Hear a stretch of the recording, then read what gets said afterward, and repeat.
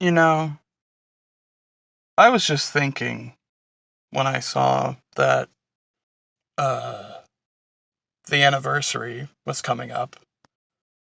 Just like, oh, wow, 10 years. That's a long time. It's kind of impressive. And then I realized that Undertale has been a part of my life for half my life.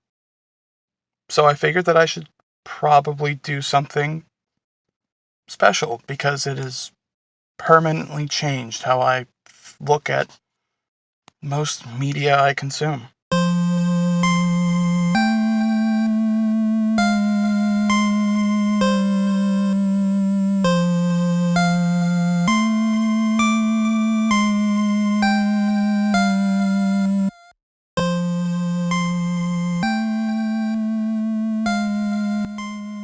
So, go back to young me, watching YouTube, and I see this interesting video. Got a couple 100,000 views, pretty impressive, and it's of a boss fight in a game, and this one guy doing a no-hit. If you've been in the community long enough, you know exactly who that person was. And I watched the fight, and I'm like, wow, this game looks fun. But what really stuck out to me was the song. And that song was Megalovania. As I'm sure is a surprise to absolutely nobody. Hearing a Toby Fox song for the first time in my life pretty much turned my brain into a completely different creature. And I was hooked. It was from then that I decided I would try to find more about this game. Thinking, oh, this is a cool boss fight. I wonder what the context is. And I figured that I would look up a playthrough. So I found a playthrough. And I really, really enjoyed it.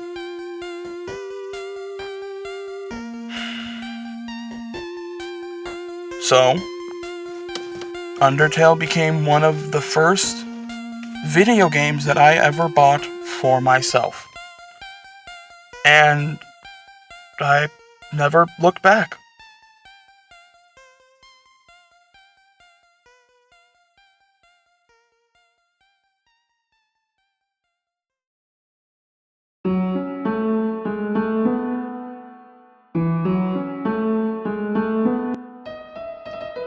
Now, I know what you might be thinking. That's a lie, I don't. But, regardless, this just is pretty much me rambling about how the game changed pretty much my entire life. Which is a bit dramatic to say, but it's not inaccurate. And I figured that that would just be the best way to do it. Because writing a script, first of all, I wouldn't be able to get the video out on time. Secondly, if I just say what I'm thinking, then it'll convey a lot more than reading off of a script. So, that's what I decided to do. Because even though you might not see this, Toby Fox, you have permanently changed the lives of not just millions of other people who have played Undertale, but mine. I can't listen to music without trying to look for leitmotifs and trying to figure out, hey, what instruments are playing? And it just keeps going and going until I don't think I would be the same person without Undertale. Fast forward to October of 2018, Deltarune Chapter 1 drops. And It's like meeting the twin of your best friend, which is weird to call Undertale my best friend, because it's a game, but we're going with that analogy. Why not? I'm rambling. So, Deltarune Chapter 1 comes out, and I'm obviously really excited. It's a new game from Toby Fox using characters from Undertale, and it just looks awesome. Why shouldn't I play it? So I downloaded the survey program. And Deltarune Chapter 1 was so fun. Fast forward to 2021. Deltarune Chapter 2 drops. And it is even more fun than Chapter 1, which I didn't even think was possible. Actually, that's not entirely accurate. But I was still surprised, because it just looked so much more polished. I didn't really get into the Spamton sweepstakes. I didn't know it was happening, so learning about it after the fact was pretty fun. But fast forward to just a couple months ago, and I believe it was June 4th. I'm not looking it up, so if my date's wrong, it's wrong. And Chapter 3 and 4 have done very interesting things for me. Because Chapter 3, I had to take multiple breaks trying to figure out how I felt about certain things. Like, all the games and the fights, and learning the story as well. Like the opening cutscene with Ralse, the introduction of Tenna, which,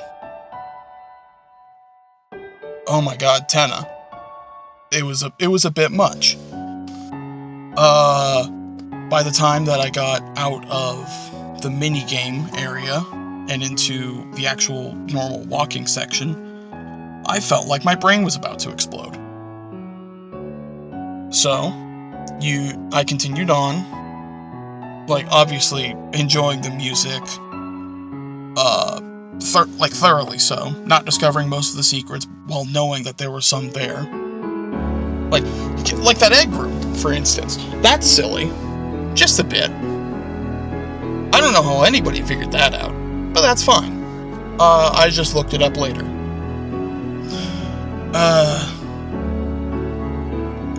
But then I did the Tenna fight, and that was very difficult for me at the time.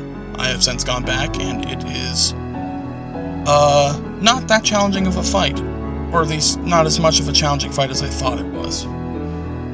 But it's a lot more fun also. And the boss that immediately comes after the Tenna fight, which I had about the same reactions that I've seen most people have.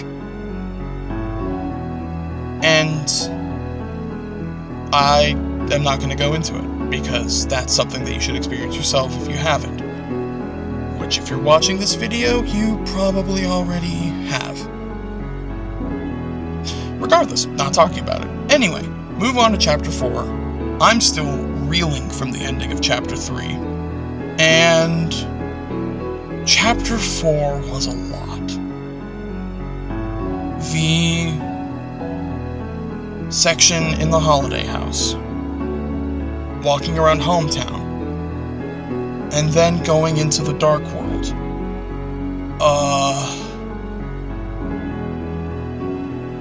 Just the music there was breathtaking. It spoke to me in a way that game music hasn't before. And it still lives in my head rent-free. And I hope it stays like that.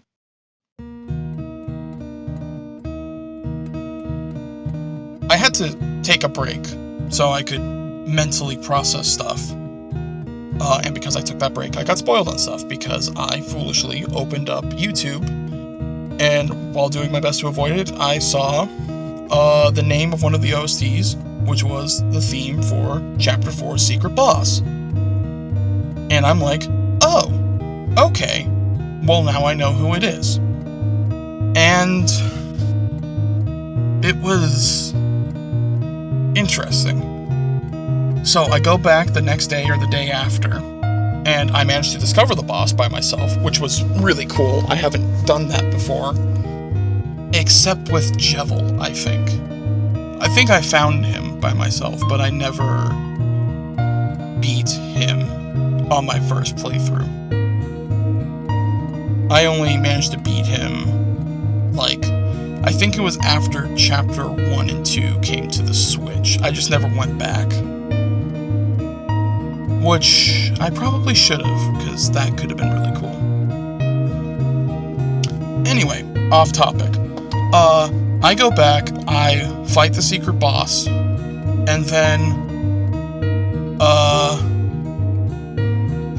get to the point where, you learn about more of the lore there. I'm being intentionally vague, otherwise I'll be here all day. And I kind of want to get this out on the 15th. So, that genuinely shook me. Because, like, I knew exactly what was going on with, the old man. But I didn't realize that it would be just explicitly shown. And that moment of realization was really cool. And then we go into the second area. That theme, incredible. Going through there, I almost found the Chapter 4 secret room.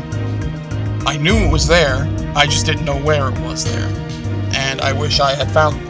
I wish I had tried a little harder. I would have found it. That would have been awesome. Then we get to the third area. And I'm just going to say it now. I think that the third sanctuary is genuinely one of the most impressive, most well-composed themes that Toby has ever made. It is breathtaking. And one of the only other themes that comes close, in my opinion, is Dark Sanctuary. At least for Deltarune. For Undertale, there's a lot of nostalgia involved with a lot of that music. And then the final boss of Chapter 4. That was something else. The final segment was incredible. I will admit, I died a few times, which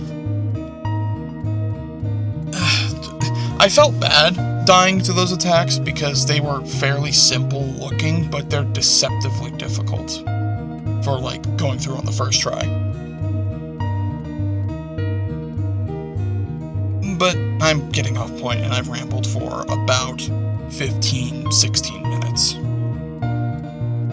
So I'm just going to wrap it up here, I think.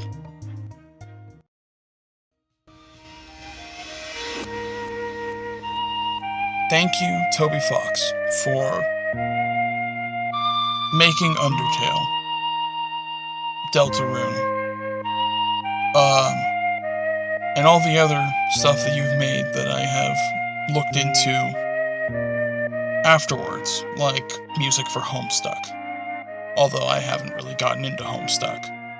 I'll probably wait for the animated series for that. And thank you for changing my life.